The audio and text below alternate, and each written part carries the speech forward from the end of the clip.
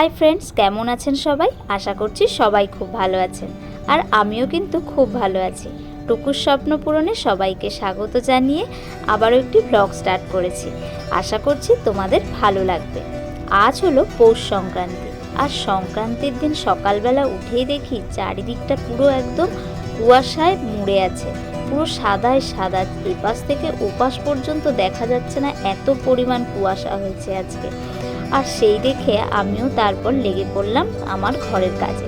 সকালবেলা উঠে পুরো একদম ঘরের ঝুল টুল চারদিকে সব ঝেড়ে লেগে পড়েছি কাজে। আসলে কি বলতো, ঘরের ঝুল প্রত্যেক সপ্তাহে একবার করে ঝাড়তেই হয়। তার আগেই পুরো একদম মাকড়সা, আজকে তুমি ঝাড়বে তো কালকে আবার ফাঁদ পেতে দিয়েছে, এই রকম অবস্থা হয়। আর প্রত্যেক দিন ঝাড়াটাও সম্ভব হয় না। তো আজকে ভাবলাম একদম পুরো ঝুল টুল ঝেড়ে ঘর টরগুলো মুছে ফেলি ঝটপট।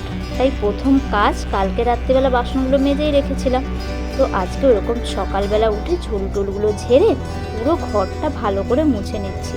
সিঁড়িটা রোজ দিন মোছা হয় না, আজকে সিঁড়িটাও মুছে নিয়েছি। পুরো একদম সিঁড়ি বাইরে পুরো একদম ভালো করে মুছে নিয়েছি। আগেকার মানুষরা কি বলতো, মায়ের কাছ থেকে শুনেছি, দিদা ঠাকুমারা বলতো নাকি পৌষ সংক্রান্তির দিন পুরো একদম ঘরের চারিদিকে ভালো করে মুছতে হয়, ঝুল টুল বা ঘরের কোনো কোনায় যেন নোংরা না থাকে। জামা কাপড় পর্যন্ত আগে থেকে পরিষ্কার করে সব পুটলি বেঁধে রাখতো, সেই জামা কাপড়কে আর পরতে দিত না। আর যেদিন যে কটা পরতো সেইটা সেই দিনেই আবার ধুয়ে নিত। এমনকি ধান সিদ্ধ হাঁড়ি তার যে কালি যেটা থাকতো সেটাকেও নাকি তুলে ফেলতে হতো। তো সেসব এখন অতীত, তবুও যতটা পারি চেষ্টা করি আমরা করার। চেষ্টা করতে তো আর ক্ষতি নেই, তাই না? তো তারপরে এই যে বাইরের উঠোনের সিঁড়িটাও ভালো করে পুরো একদম পরিষ্কার করে নিচ্ছি। এবার পরিষ্কার করার পরে মা বলল যে দিদিদের বাড়ি যেতে, কারণ আজকে তো মকর সংক্রান্তি, পৌষ সংক্রান্তি, ঠাকুরকে মকর দিতে হবে। আর মকর দেওয়ার জন্য আতপ চালের মকর বানাতে হয়। তো আমাদের ঘরে তো আর আতপ চাল ছিল না, ফোটানোও হয়নি। তো সেই কারণে দিদিদের তো মন্দিরের জন্য সব আতপ চাল, সিদ্ধ চাল, পিঠে খাওয়ার জন্য সিদ্ধ চাল সব কুটিয়েছে, দিয়ে সব গিয়ে চালের গুঁড়ো নিয়ে এসছে। আর তারাও অনেক করবে, তো সেই জন্য আমি আবার এইসব করে টোরে দিদিদের বাড়িতে গেছিলাম আতপ চাল নিয়ে আসতে, ঠাকুরের জন্য মকর বানাবে। আর মকর কিন্তু আমরা অনেকেই, হয়তো তোমরা মকর মকরটা কি জিনিস সেটা জানো না, আবার অনেকেই জানো। তো মকর ওই চালের গুঁড়ি, ফল, ঘি, মধু, অনেক কিছু আরও দেয়, দিয়ে ফল টল দিয়ে ঠাকুরের জন্য বানায়। আর সেইগুলো এই মকর সংক্রান্তির দিন প্রত্যেকজন গ্রামের, এই যে দেখো কথা বলতে বলতে চলে এসেছি দিদিদের বাড়িতে, দিয়ে যে মকর এইগুলো আরও অনেকগুলো তৈরি করেছে। একটা মন্দিরে চলে গেছে, আরও একটা মন্দিরে, শিবের মন্দিরে যাবে।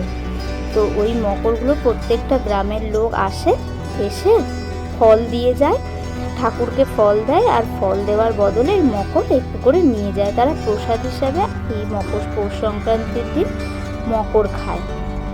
তো তারপরে দিদিদের বাড়ি থেকে এসে এই যে ঘরে এসেছি, এসে পড়ে বিছানাটা গুছিয়ে যখন যাই, সকাল ছিল, সকালবেলা তো কুয়াশায় পুরো একদম ভরে ছিল, তো সেই জন্য পুজো ওঠেনি আর তাকে তুলিও নি, কারণ হচ্ছে গিয়ে ঠান্ডা লেগে যাওয়ার জন্য। সকাল সকাল উঠলে এত কুয়াশা, তারপর এত ঠান্ডা না, সকালবেলা উঠলেই ঠান্ডাটা লেগে যাবে, তো সেই জন্য তুলিনি। তারপর এসে দেখলাম যে ওরা উঠে পড়েছে, তাই বিছানা পরিষ্কার করতে লেগে পড়লাম। আর যেহেতু সেই দিনে সব পৌষ সংক্রান্তির জন্য সব কিছু কাচাকাচি করেছিলাম, সেই জন্য বিছানার চাদরটা তো আগে কেচে অন্য বিছানার চাদর পরানো হয়ে গেছে, কিন্তু বালিশের ওয়ারগুলো আর পরানো হয়নি।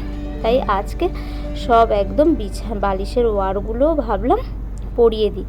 নাহলে এই যে মকর সংক্রান্তির দিন হয়তো মন্দিরে অনেকে লোক টোক আসে, তো তারা বাড়িতেও আসে, তো সেই জন্য পুরো একদম পরিষ্কার করে সব কিছু রাখি আর কি। আর এমনিতেও তো ঘরদোর সব পরিষ্কার করাই থাকে।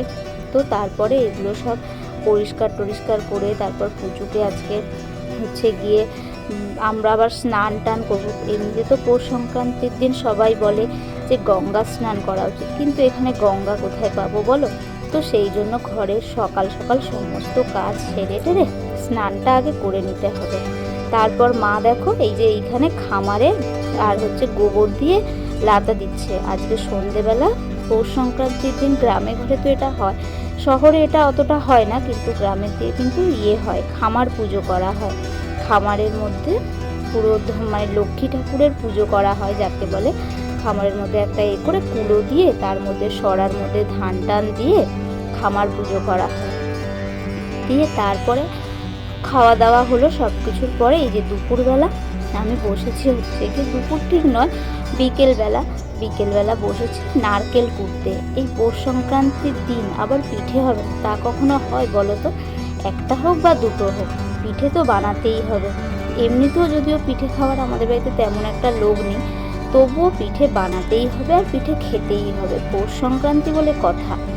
তো তারপরে এই যে নারকেল টারকেল সব পোড়া টোড়া আমার প্রায় কমপ্লিট। দিয়ে এই যে দেখো খামার পুজোর জন্য সন্ধেবেলা মা সব জোগাড় টোগাড় করে দিয়েছিল। সকালবেলা একবার মকর সংক্রান্তিতে মকর দেওয়া হয়েছিল ঠাকুরকে।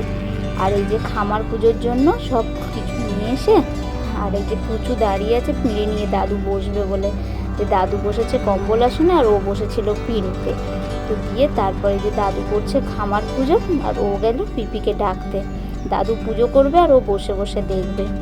তো তারপরে এবার সব এদিকে পুজো হচ্ছে আর আমি সন্ধেই যেহেতু বসেছিলাম, মানে বিকেল সেই জন্য আমার তাড়াতাড়ি করে, যেহেতু গুড় পিঠে দুটোই বানাবো, তাই একটু তো সময় লাগবে, আর না হলে রাত হয়ে যাবে খেতে খেতে।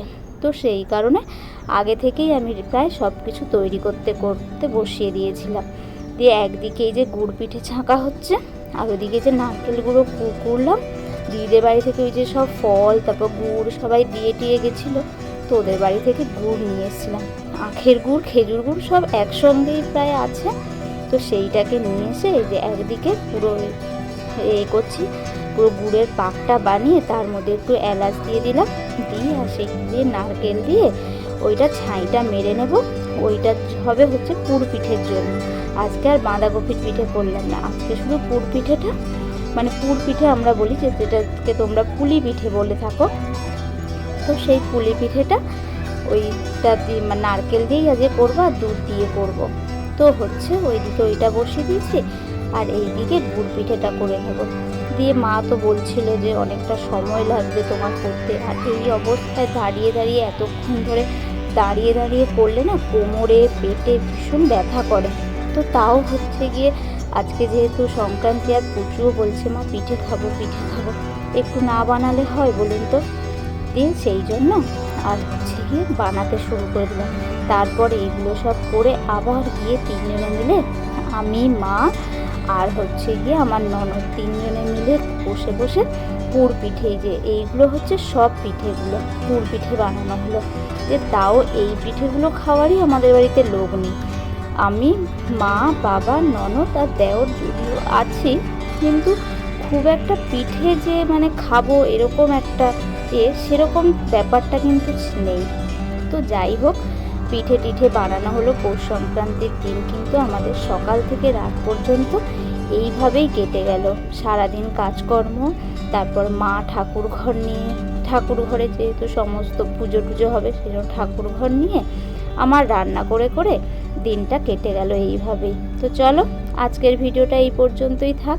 ভিডিওটা কেমন লাগলো অবশ্যই জানিও, আর সবশেষে কিন্তু লাইক শেয়ার কমেন্ট অবশ্যই একটা করে দিও, আর সবশেষে চ্যানেলটাকে সাবস্ক্রাইব করে ছোটো বোনটার পাশে থেকো। তো চলো টাটা, আজকের মতো এই পর্যন্তই, আবার দেখা হবে নতুন একটা ভিডিওতে। তাই আজকের জন্য টাটা।